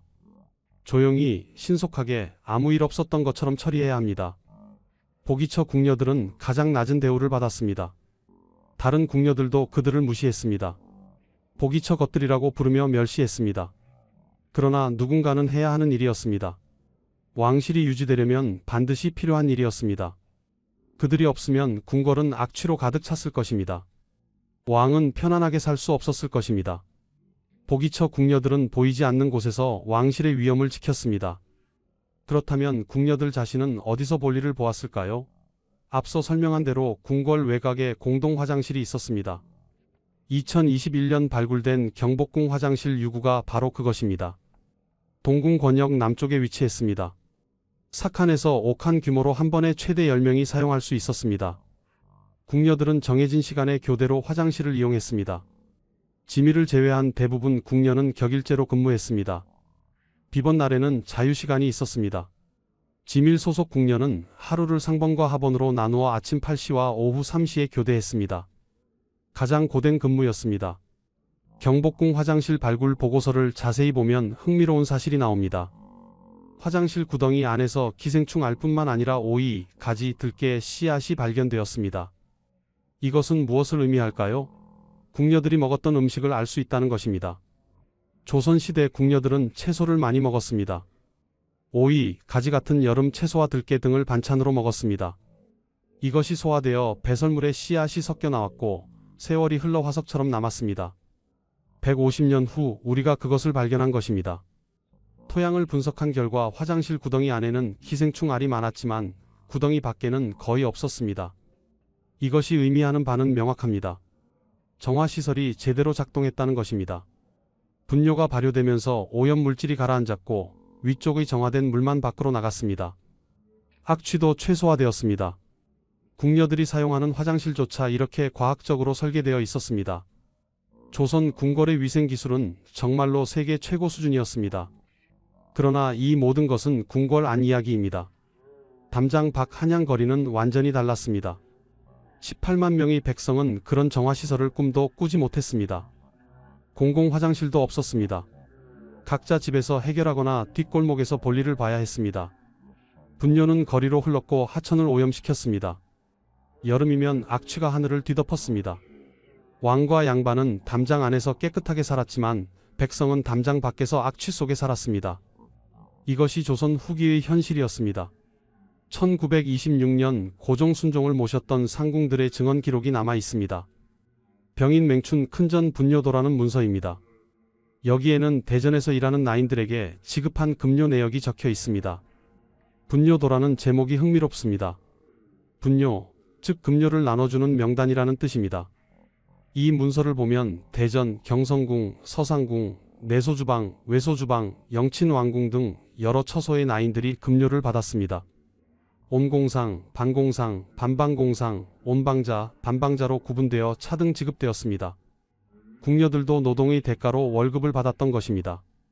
다만 그 월급이 얼마나 되었는지, 그것으로 무엇을 할 수 있었는지는 기록에 없습니다. 한 가지 확실한 것은 보기처 궁녀들의 급료가 가장 적었을 것이라는 사실입니다. 시간이 흘러 19세기 말입니다. 1884년 고종 21년 갑신정변이 일어나기 직전이었습니다. 한양은 여전히 악취로 가득했습니다. 아니, 더 심해졌습니다. 조선 왕조는 쇠퇴하고 있었습니다. 삼정의 문란, 세도정치, 밀란의 시대였습니다. 한양의 인구는 여전히 많았지만 국가는 관리 능력을 잃어가고 있었습니다. 거리는 더 지저분해졌고 악취는 더 심해졌습니다. 그때 한 젊은이가 나타났습니다. 그의 이름은 김옥균이었습니다. 김옥균은 1851년 충청도 공주에서 태어났습니다. 양반 가문 출신으로 어려서부터 총명했습니다. 1872년 21세에 과거에 급제했습니다. 빠른 출세였습니다. 그는 박 교수의 문화에서 공부했습니다. 박 교수는 실학자이자 개화 사상가였습니다. 그에게서 김옥균은 새로운 세계를 배웠습니다. 조선이 변해야 한다고, 낡은 제도를 버리고 새로운 문물을 받아들여야 한다고 믿게 되었습니다. 1881년 30세에 일본을 시찰했습니다. 그곳에서 본 것은 충격이었습니다. 일본은 메이지 유신 이후 급속히 근대화하고 있었습니다. 도쿄 거리는 깨끗했습니다. 상하수도가 정비되어 있었습니다. 공공 화장실이 곳곳에 있었습니다. 분뇨를 체계적으로 수거해 처리했습니다. 전차가 다니고 전등이 거리를 밝혔습니다. 김옥균은 생각했습니다. 우리도 할 수 있다. 아니, 해야 한다. 그러나 한 가지 깨달음이 있었습니다.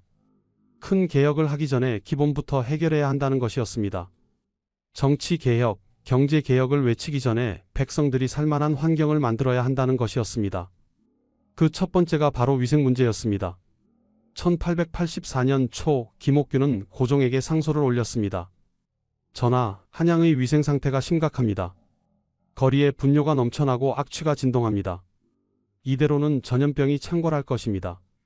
백성의 건강이 위협받고 있습니다.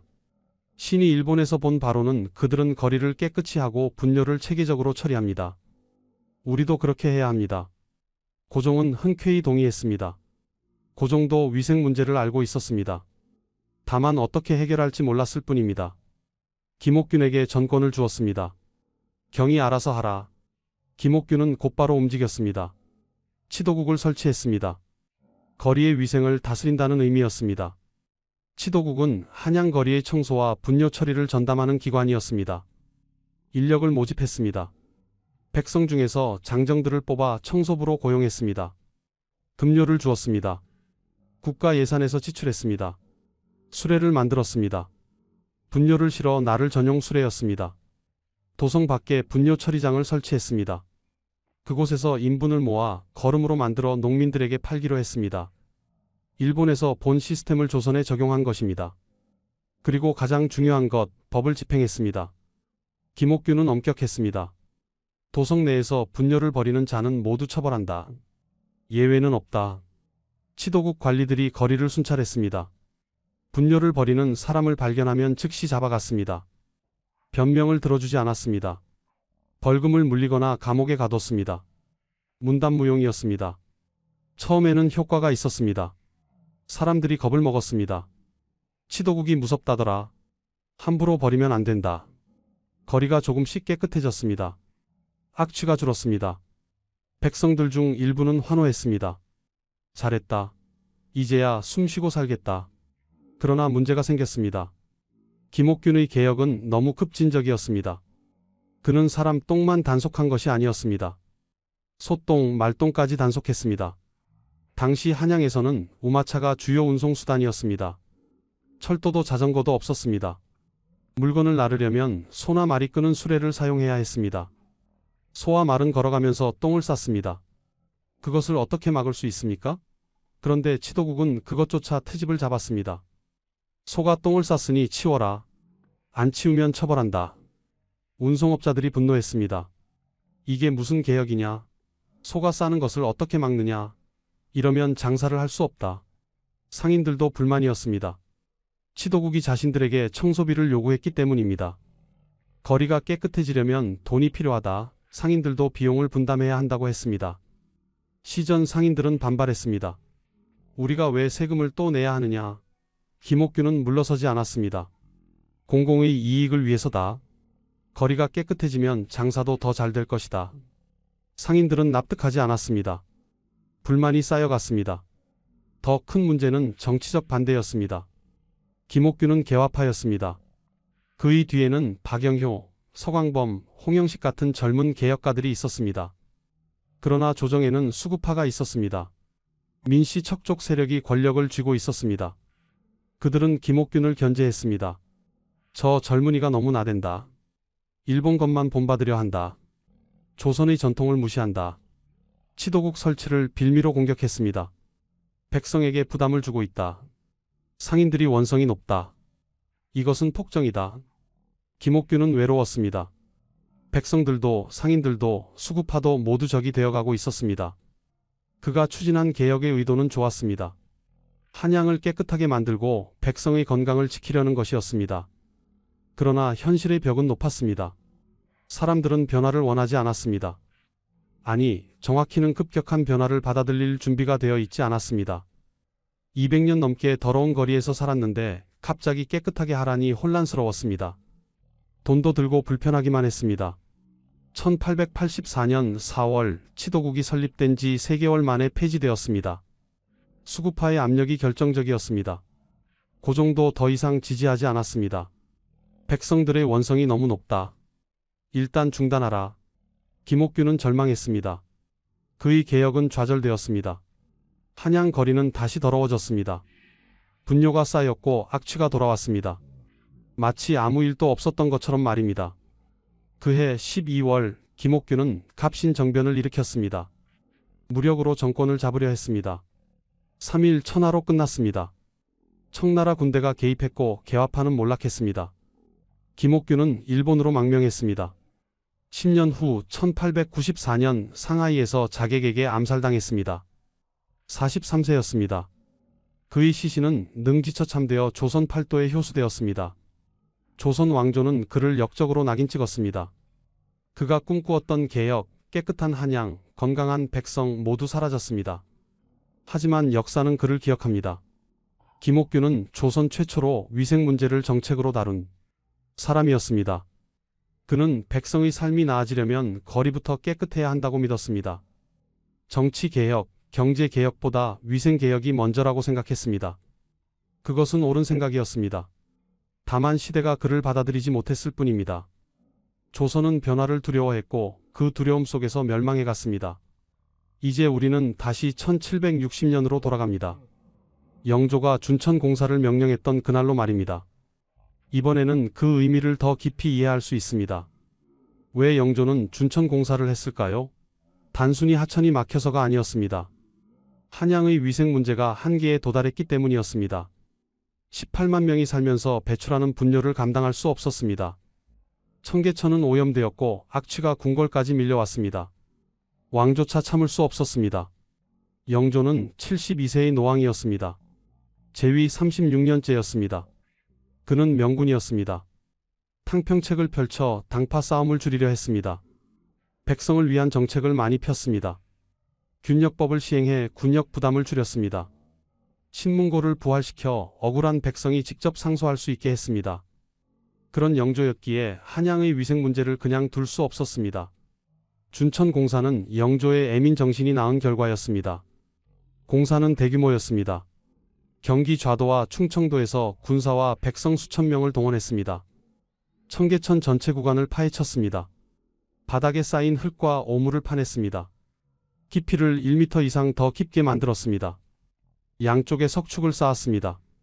돌을 다듬어 튼튼하게 쌓았습니다. 하천이 범람하지 않도록 했습니다. 물길을 넓혔습니다. 물이 원활하게 흐르도록 했습니다. 다리를 보수했습니다. 광통교, 수표교 같은 중요한 다리를 새로 짓거나 고쳤습니다.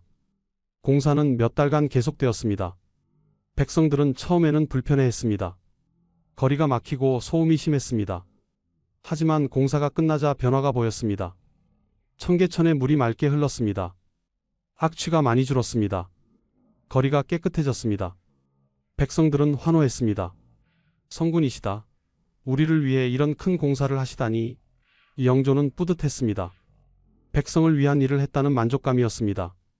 그러나 근본 문제는 해결되지 않았습니다.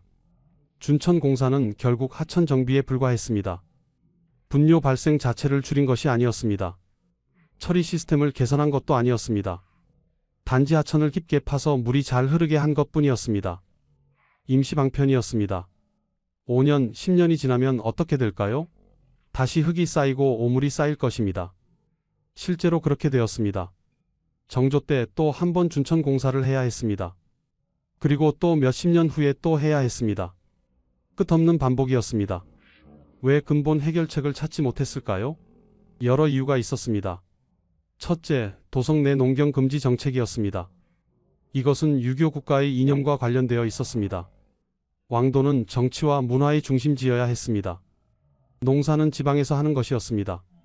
수도에서 농사를 짓는 것은 품위에 맞지 않는다고 여겼습니다. 이 정책을 바꾸려면 이념 자체를 바꿔야 했습니다. 그것은 불가능했습니다. 조선 왕조는 500년 동안 유교 이념으로 유지되었습니다.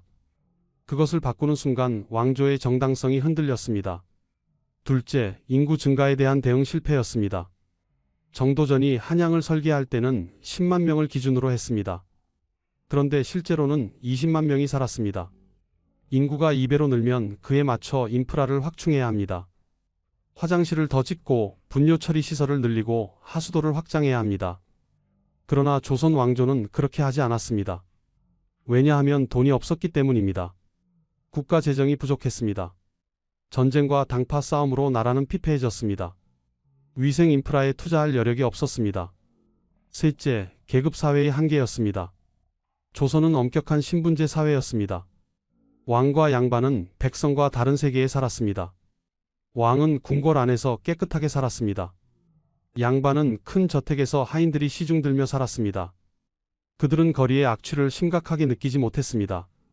가마를 타고 이동했기 때문에 더러운 거리를 직접 걸을 일이 없었습니다. 고통받는 것은 평민이었습니다. 그러나 평민의 목소리는 정책에 반영되지 않았습니다. 신문고가 있었지만 실제로 백성이 왕에게 직접 호소할 수 있는 경우는 극히 드물었습니다. 넷째, 기술의 한계였습니다. 조선은 분명 앞선 기술을 가지고 있었습니다. 경복궁 화장실 유구가 그 증거입니다. 현대 정화조와 유사한 시스템을 1868년에 만들었습니다. 그러나 이 기술은 궁궐에만 적용되었습니다. 왜 한양 전체에 확산하지 못했을까요? 비용 때문이었습니다. 궁궐 하나에 정화시설을 만드는 것과 도시 전체에 만드는 것은 규모가 완전히 달랐습니다. 18만 명을 위한 공공화장실과 하수도를 만들려면 엄청난 예산이 필요했습니다. 조선 왕조에는 그런 돈이 없었습니다. 다섯째, 정치적 의지의 부족이었습니다. 영조는 준천 공사를 했지만 그것으로 끝이었습니다. 분뇨 처리 시스템을 근본적으로 개선하려는 시도는 없었습니다. 김옥균이 치도국을 만들었을 때 고종은 처음에는 지지했지만 반대에 부딪히자 쉽게 포기했습니다. 왕조차 강력한 의지가 없었습니다. 위생 문제는 늘 우선순위에서 밀렸습니다. 당파 싸움, 외교 문제, 세금 문제 등이 더 중요했습니다. 백성의 건강과 삶의 질은 뒷전이었습니다. 결국 조선 왕조는 이 문제를 300년 동안 해결하지 못했습니다. 영조의 준천공사도, 정조의 준천공사도, 김옥균의 치도국도 모두 실패했습니다. 한양 거리는 여전히 악취로 가득했습니다. 팍제가의 한탄은 19세기 말까지 계속되었습니다. 1894년 갑오개혁 때 다시 한번 위생개혁을 시도했지만 역부족이었습니다. 1910년 조선이 멸망하고 일제강점기가 되어서야 비로소 근대적 상하수도가 설치되었습니다. 그것도 일본인 거주지 중심으로였습니다. 조선인이 사는 마을은 여전히 열악했습니다. 한 가지 아이러니가 있습니다. 조선 왕조는 경복궁에 세계 최고 수준의 정화 기술을 가지고 있었습니다. 1868년에 만든 화장실 정화시설은 유럽과 일본보다 앞선 것이었습니다. 그 기술을 조금만 확산시켰더라면 한양의 위생 문제는 크게 개선될 수 있었습니다. 공공화장실을 몇 군데만 지어도 달랐을 것입니다. 하지만 그러지 못했습니다. 기술은 있었지만 의지와 돈과 시스템이 없었습니다. 이것이 조선 후기의 비극이었습니다. 능력은 있었지만 실행하지 못한 나라, 백성을 위한다고 말했지만 실제로는 그러지 못한 나라였습니다. 2021년 7월 8일 서울 종로구 경복궁입니다. 문화재청 국립강화문화재연구소 발굴팀이 동궁 남쪽 지역을 조사하고 있었습니다. 이곳은 왕세자가 거처하던 동궁 권역이었습니다. 발굴팀은 건물터를 찾고 있었습니다. 어떤 전각이 있었는지, 어떻게 배치되었는지 알아내는 것이 목표였습니다. 그런데 예상치 못한 것이 발견되었습니다. 거대한 구덩이였습니다. 가로 10.4m, 너비 1.4m, 깊이 1.8m의 긴 구덩이가 땅속에 숨어 있었습니다. 처음에는 우물인가 생각했습니다. 그러나 구조가 달랐습니다. 구덩이 안을 자세히 살펴보니 입수구와 출수구가 있었습니다. 입수구는 물이 들어오는 곳이고 출수구는 물이 나가는 곳입니다. 그런데 입수구가 출수구보다 80cm나 낮게 설계되어 있었습니다. 왜 그렇게 만들었을까요? 물이 자연스럽게 흐르도록 하기 위해서였습니다. 물이 들어와 구덩이 안에 머물다가 위쪽으로만 빠져나가는 구조였습니다. 이것은 정화시설이었습니다. 그렇다면 무엇을 정화하는 시설이었을까요? 연구팀은 구덩이 안 토양을 채취해 분석했습니다. 놀라운 결과가 나왔습니다. 기생충 알이 대량으로 발견된 것입니다. 회충, 편충 같은 인간 기생충이었습니다. 또한 오이 씨앗, 가지 씨앗, 들깨 씨앗도 나왔습니다. 이것이 의미하는 바는 명확했습니다. 이곳은 화장실이었습니다. 사람들이 배설한 분뇨가 이 구덩이로 흘러들어왔고 그것이 시간이 지나면서 화석처럼 굳어 150년 동안 땅속에 묻혀 있다가 발견된 것입니다. 국립강화문화재연구소 오동선 연구사는 흥분을 감추지 못했습니다. 조선시대 궁궐에서 화장실 유구가 발견된 것은 이번이 처음입니다. 더욱 놀라운 것은 이 화장실에 정화시설이 갖춰져 있다는 점입니다. 그는 구덩이 구조를 설명했습니다. 입속으로 물이 들어오면 분뇨와 섞입니다. 그러면 발효가 일어납니다. 무거운 찌꺼기는 바닥으로 가라앉습니다. 가벼운 물은 위로 떠오릅니다. 출수구는 위쪽에 있으므로 비교적 깨끗한 물만 빠져나갑니다. 현대 정화조와 거의 같은 원리입니다. 한국생활악취연구소 이장훈 소장은 더 놀라운 사실을 밝혔습니다. 국내외 화장실 유적을 보면 대부분 물로 씻어버리는 방식입니다. 그러나 여기는 다릅니다. 버리지 않고 모아서 처리하는 시스템입니다.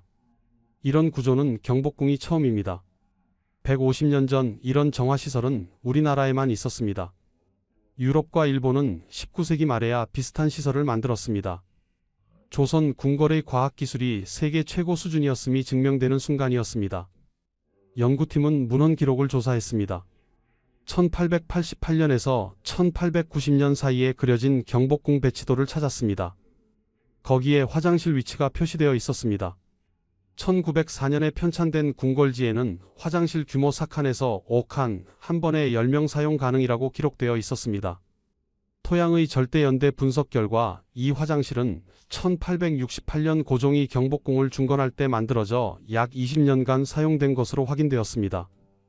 그 후 1895년 을미사변으로 명성황후가 시해되고 1896년 고종이 러시아 공관으로 파천하면서 경복궁이 버려졌습니다. 화장실도 그때 사용이 중단되었습니다.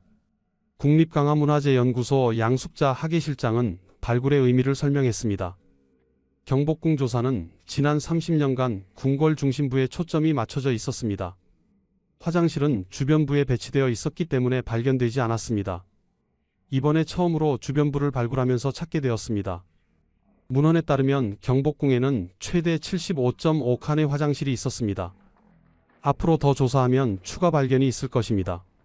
실제로 화장실은 경회루 남쪽 권례각사와 동궁 권역에 집중되어 있었습니다. 궁녀, 내관, 관리, 군사들이 많이 모이는 곳이었습니다. 이 발굴은 조선시대 궁궐 생활사를 이해하는 데 큰 도움이 되었습니다. 화장실에서 발견된 씨앗을 분석하면 당시 사람들이 무엇을 먹었는지 알 수 있습니다. 오이, 가지, 들깨는 여름철 반찬이었습니다. 궁녀들이 주로 먹었을 것입니다. 기생충 알을 분석하면 당시 위생 상태와 건강 상태를 알 수 있습니다. 회충과 편충은 오염된 물이나 음식을 통해 감염됩니다. 궁궐 안에서도 기생충 감염이 있었다는 뜻입니다. 완벽하게 깨끗하지는 않았지만 거리보다는 훨씬 나았을 것입니다. 구덩이 밖 토양에서는 기생충 알이 거의 발견되지 않았습니다. 이것이 중요합니다. 정화시설이 제대로 작동했다는 증거입니다. 분뇨가 발효되면서 오염 물질이 구덩이 안에 가라앉았습니다. 밖으로 새어나가지 않았습니다. 악취도 최소화되었습니다. 발효된 분뇨는 냄새가 적습니다.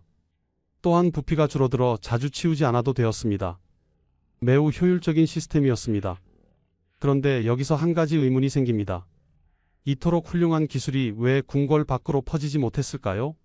왜 한양 거리에는 공공 화장실이 없었을까요? 왜 백성들은 18세기 내내 악취 속에서 살아야 했을까요? 답은 앞에서 이미 설명했습니다.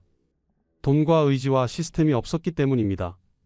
그리고 가장 근본적으로는 계급 사회였기 때문입니다. 조선 왕조는 왕과 왕족을 위한 나라였습니다. 백성을 위한다고 말했지만 실제로는 그렇지 못했습니다. 2021년 발굴 이후 경복궁 화장실은 다시 흙으로 덮였습니다. 보존을 위해서였습니다.